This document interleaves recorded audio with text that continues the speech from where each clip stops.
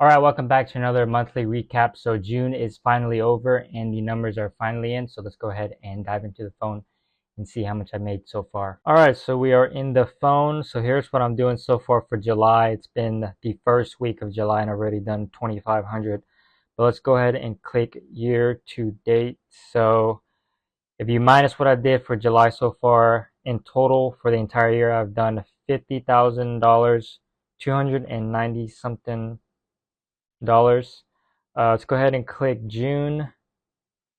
So June, I did $6,023 in sales. Let's go ahead and dive into Sellerboard and see what the number or the profit numbers were. All right, so $6,058.80. My orders that I had was 333, and I sold 361 units. I had 15 refunds. My gross profit was $773. That's with shipping fees taken out, or inbound shipping fees to Amazon, and all the seller fees are all taken out from gross profit.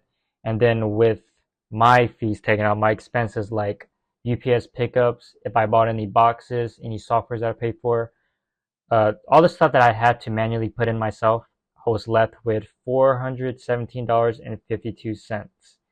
And let's go deeper into the numbers. So that was a 6.89% profit margin and an ROI of 17.51%.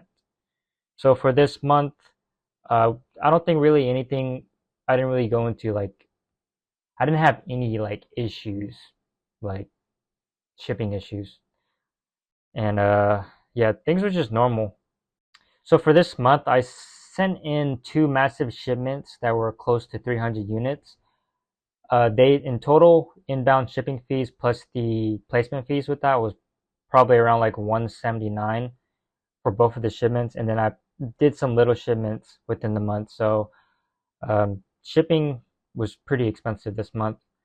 I also was messing around with ChatGPT, and I was making my own product research software, or it's not a software, but it's like a little script that I can do uh, to web scrape any website that I wanted to web scrape. It doesn't work on any websites or any.